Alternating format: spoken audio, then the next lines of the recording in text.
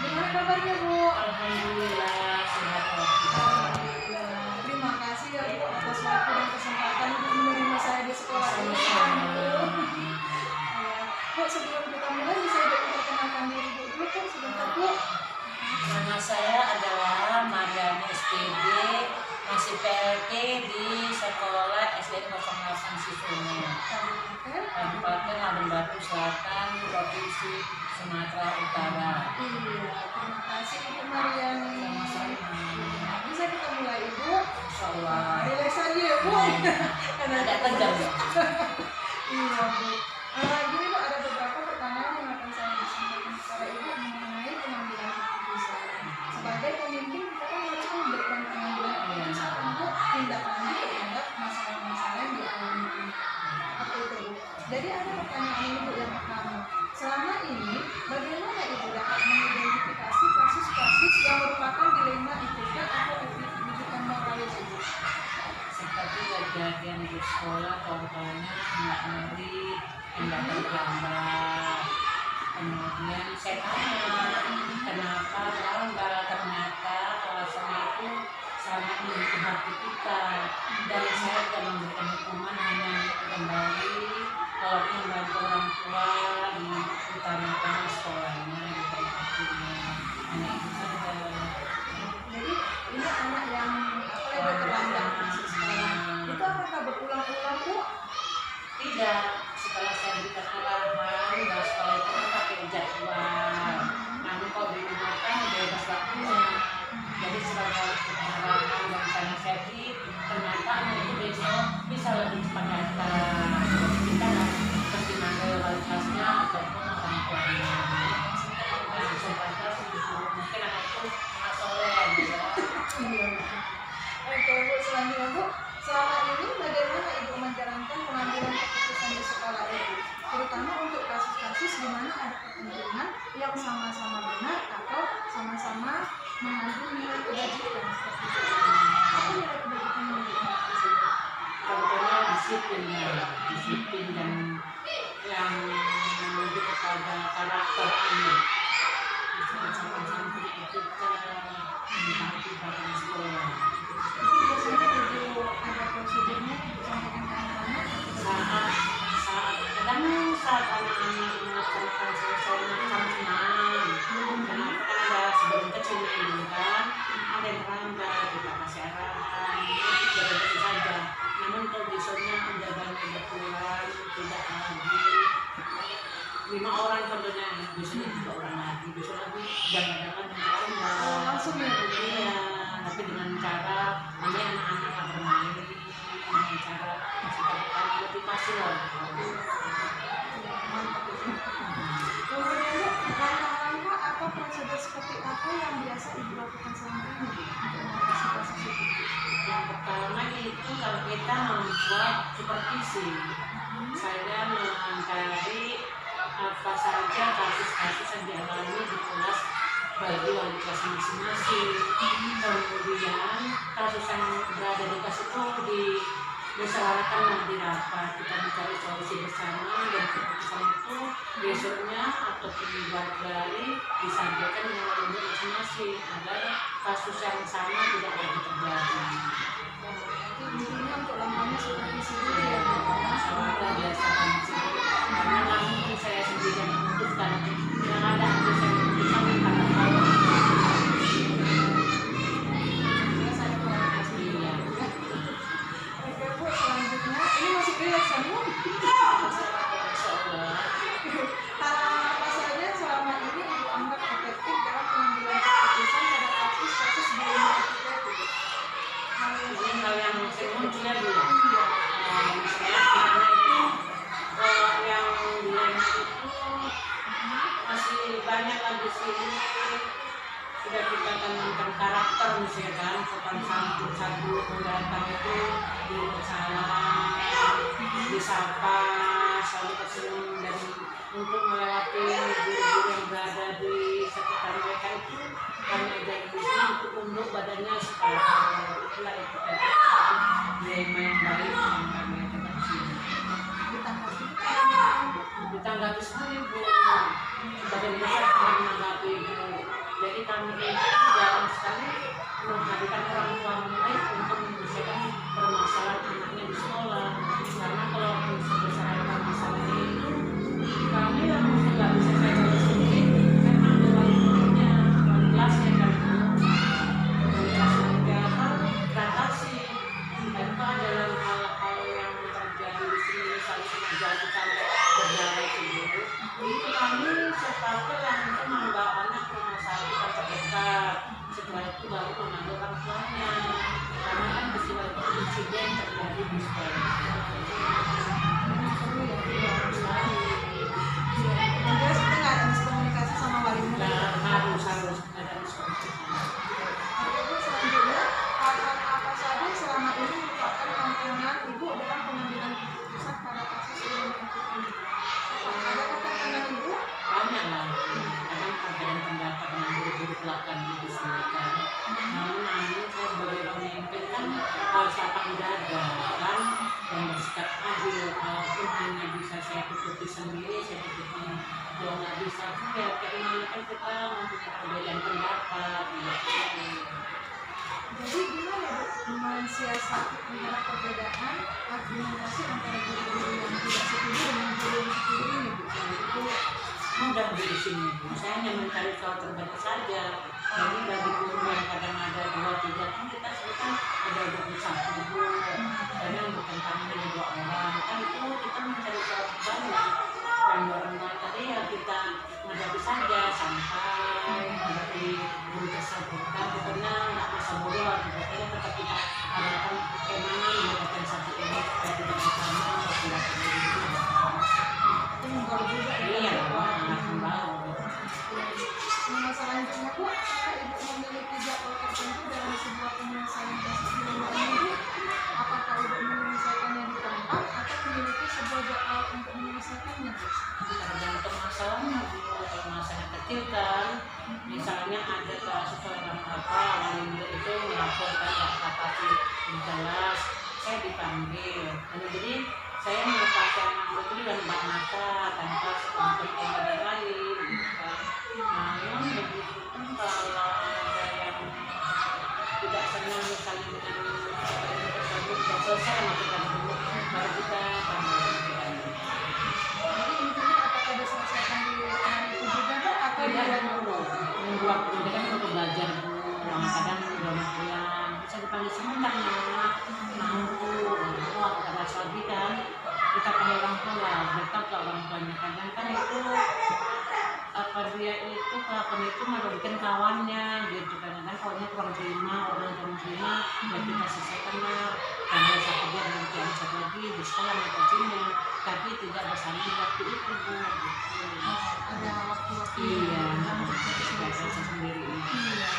Bu, selanjutnya Bu, adakah seseorang atau faktor-faktor apa yang selama ini mempermudah atau membantu Ibu dalam pengambilan keputusan Bu dalam kasus di rumah ini? Banyak lah Bu, kadang saya ceritakan dengan pihak keluarga kan, ada Oh, tidak keluarga ya Bu? Bu, karena mereka mendukung saya Bu, kan, gimana kok gini-gini.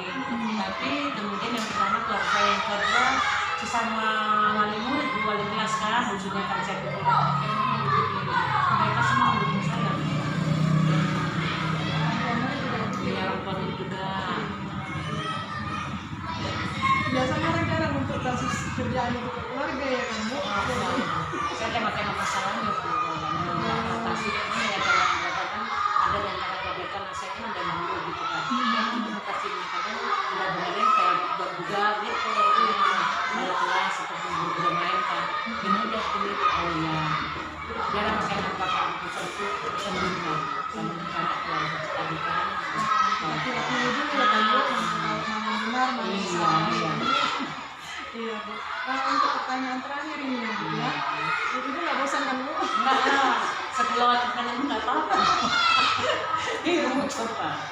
Dari semua hal yang telah Ibu sampaikan tadi, pembelajaran apa yang dapat Ibu petik dari pengalaman Ibu dalam pengambilan keputusan itu?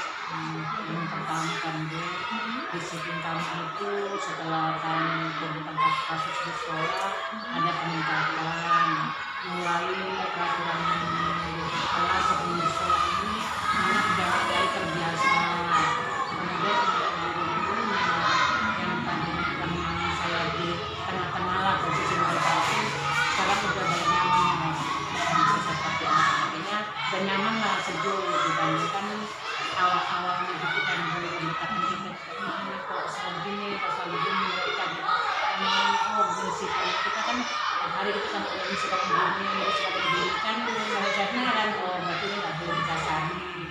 belajar harus banyak gitu saya.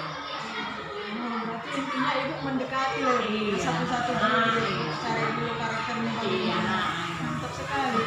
Jarang kali sempat kepala sekolah seperti ini. Biasanya anggota yang memahami pemimpin.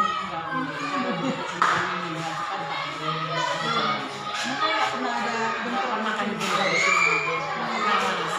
Untuk kan kita cocok kan langsung dia. biasanya langsung di situ ada padang di musyawarah itu kan kita kan kenapa begitu gitu apa alasan kan kalau langsung kalau kita sebenarnya nggak kita langsung di situ kita langsung banyak program tadi kan ada banyak sisi salah satunya ada nyambung sama guru ini di sini. Oke Bu, terima kasih ya Ibu atas waktu dan kesempatannya sudah berbincang dengan saya Bu. Dan bosan-bosan ya Bu, nggak tahu ada Besok datang lagi nggak apa-apa, tapi nggak ada minum. nggak apa-apa Bu, saya senang kali. Ya Bu, terima kasih ya Bu. Sama-sama. Assalamualaikum warahmatullahi wabarakatuh. Bertemu lagi bersama saya Agustina Laila, CGP Angkatan 5, Kabupaten Labuhan Batu Selatan. Hari ini saya akan membuat video wawancara yang merupakan salah satu tugas di LMS calon guru penggerak mengenai demonstrasi kontekstual tentang pengambilan keputusan berbasis nilai-nilai kebajikan sebagai pemimpin. Di sini saya bersama Bapak Kepala Sekolah, Bapak Ramadan Effendi Ritonga. Terima kasih Bapak yang sudah bersedia meluangkan waktu untuk saya sebelum untuk melakukan wawancara dalam pengambilan tugas CGP. Jadi di sini Bapak, sebelum kita mulai, apakah Bapak boleh memperkenalkan diri dulu Pak? Oke baik, terima kasih kepada Bu Agustina Laila. Assalamualaikum warahmatullahi wabarakatuh. Waalaikumsalam. Perkenalkan, nama saya Ramadan Effendi Ritonga. Di sini saya selaku Kepala Sekolah di UPTD SMP Negeri 5 Sungai Kanan. Oke. Sudah rileks Pak, jangan takut Oke. ya Pak ya. Kita santai aja karena ini tidak perlu waktu lama. Ada beberapa Pak pertanyaan yang mau saya tanyakan kepada Bapak mengenai kepemimpinan sekolah Bapak ini seperti itu Pak. Di mana pertanyaan pertama ini, selama ini bagaimana Bapak dapat mengidentifikasi kasus-kasus yang merupakan dilema etika atau bujukan moral? Oke. Ya. Ya, terima kasih Bu Tina. Untuk mengidentifikasi kasus yang dilema etika tadi atau bujukan moral tadi, yang pertama tentu kita tidak bisa melihat sebuah permasalahan atau kasus hanya dari satu sisi saja. Contohnya misalnya kalau kita menemukan permasalahan dari siswa, misalnya saja kita sebutlah ada siswa yang terlambat, di satu sisi mungkin secara aturan kita harus menegakkan aturan yang mana siswa itu memang harus mendapatkan reward and punishment atau hukuman ya. Jadi tapi kita tidak bisa langsung memberikan begitu saja. Tentu kita harus lihat dari berbagai aspek. Kita tanya dulu kenapa si anak ini bisa terlambat. Barangkali mungkin ada masalah di jalan atau ada masalah keluarga dan lain sebagainya. Jadi intinya kita harus melihat dari berbagai aspek, tidak bisa hanya dari satu sisi saja. Begitu mungkin. Berarti di sini kita harus menilai si anak dulu ya Pak ya, Iya, atau betul. kondisi dia terlambat datang ke sekolah. Betul sekali. Oke Pak. Selanjutnya, untuk poin selanjutnya Pak, selama ini bagaimana Bapak menjalankan pengambilan keputusan di sekolah Bapak ini, terutama untuk kasus-kasus di mana ada kepentingan yang sama-sama benar atau sama-sama mengandung nilai kebajikan Pak?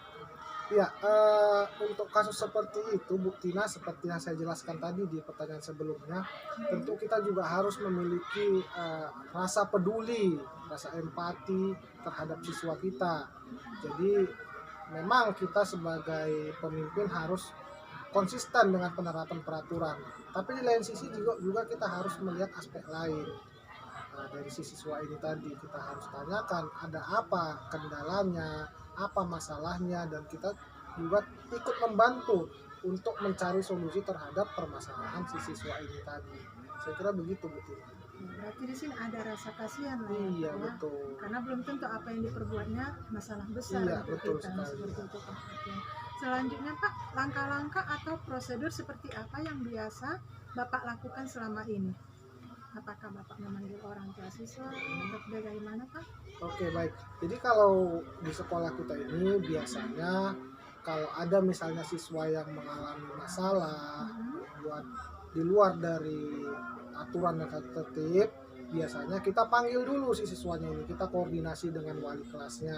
Nah, kemudian setelah koordinasi dengan wali kelasnya, biasanya masalahnya masih terpecahkan kalau masalahnya masih belum terlalu besar.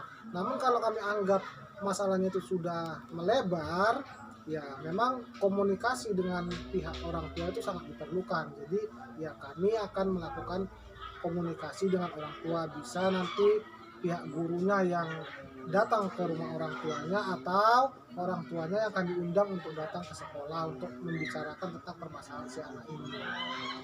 Jadi kalau ini Pak untuk melibatkan orang tua itu untuk masalah yang bagaimana Pak?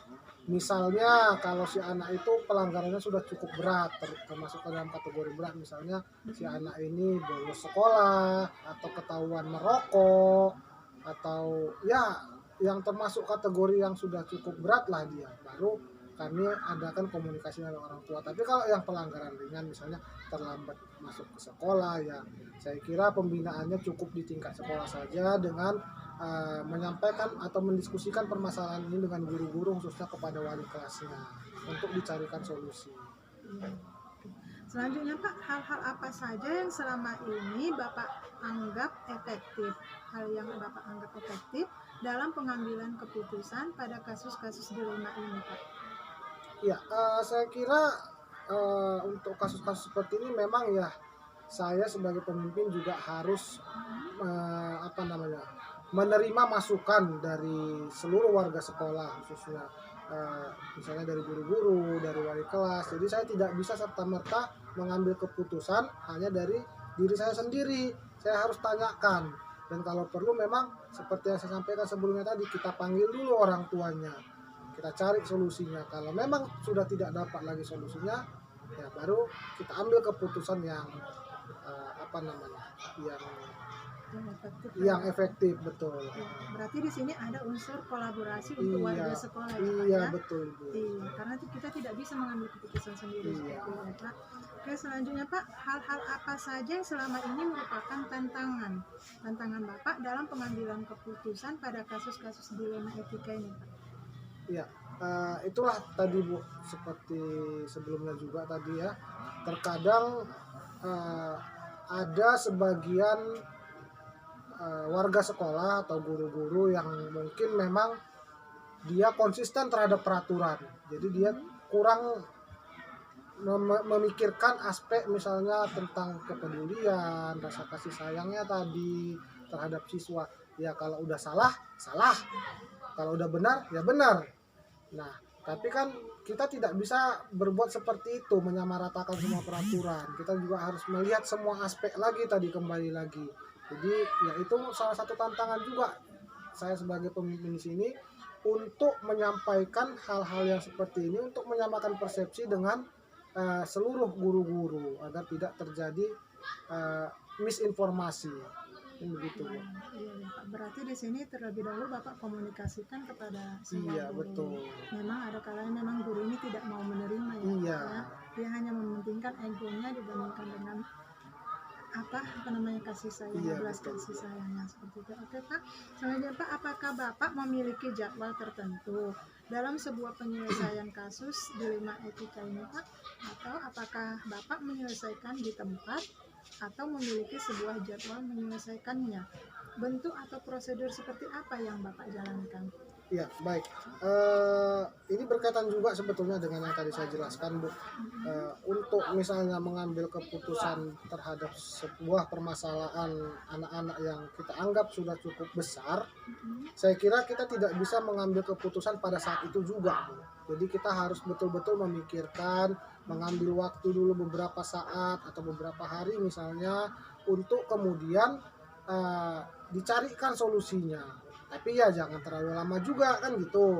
Tapi jangan diselesaikan secara terburu-buru intinya. Jadi ya setelah nanti ada masalah, kita pikirkan bagaimana solusinya, kita tanyakan kepada warga sekolah, guru-guru, wali kelas, kemudian kita panggil orang tua yang berdiskusi, baru di akhir nanti kita ambil keputusan untuk penyelesaian permasalahan ini. Berarti intinya Bapak mengumpulkan fakta-fakta dulu Iya, ya Pak ya. betul. Oke. Nah, selanjutnya Pak, adakah seseorang atau faktor-faktor apa yang selama ini mempermudah atau membantu Bapak dalam pengambilan keputusan Pak dalam kasus dilema etika ini Pak? Ya, kalau ditanya orang yang mempermudah atau membantu saya dalam menyelesaikan kasus seperti ini, ya yang pertama tentu rekan-rekan Dewan Guru semua. Pasti mereka sangat membantu dengan memberikan masukan-masukan, informasi-informasi berupa fakta-fakta terhadap kondisi si anak ini tadi.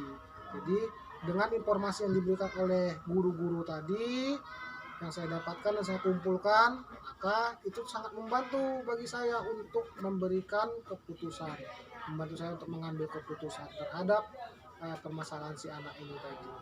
Berarti intinya dari rekan guru lah ya Pak Iya, ya. betul. Termasuk yang awalnya dari wali kelasnya dulu Iya. Pak, ditanya dulu kepada wali kelasnya. Oke, dari semua hal yang telah Bapak sampaikan, pembelajaran apa yang dapat Bapak petik dari pengalaman Bapak mengambil keputusan dilema etika ini? Apakah Bapak pernah merasa bersalah atau bagaimana seperti itu? Ya, pelajaran yang dapat saya petik di sini Bu, ya memang itu tadi, kita tidak bisa menyamakan semua aturan itu kepada semua siswa kita Bu. Bagaimanapun caranya tidak bisa kita samakan, karena memang masing-masing siswa itu punya karakter tersendiri, punya masalah hidup sendiri, punya latar belakang sendiri. Jadi walaupun memang di sekolah itu kita buat aturan, namun tidak bisa kita pakai kacamata kuda Bu. Kita harus tetap memikirkan berbagai aspek tadi yang seperti saya bilang. Bagaimana, ada apa, kita cari dulu akar permasalahannya di mana, untuk kemudian kita carikan solusi terhadap permasalahan yang dihadapi si anak ini tadi. Saya kira begitu. Terima kasih Bapak. Ya, terima kasih Mungkin Bu. sampai di sini wawancara saya. Saya mengucapkan terima kasih kepada Bapak karena sudah memberikan peluangan waktu untuk saya dalam menyelesaikan tugas di LMS Calon Guru Penggerak ini Pak. Jangan bosan-bosan ya Pak kalau ada tugas Oke, lagi Pak. dengan senang hati Bu. Jadi mungkin sampai di sini video saya kali ini. Kita akan lanjut untuk video selanjutnya kepada kepala sekolah yang lainnya. Assalamualaikum warahmatullahi wabarakatuh. Waalaikumsalam.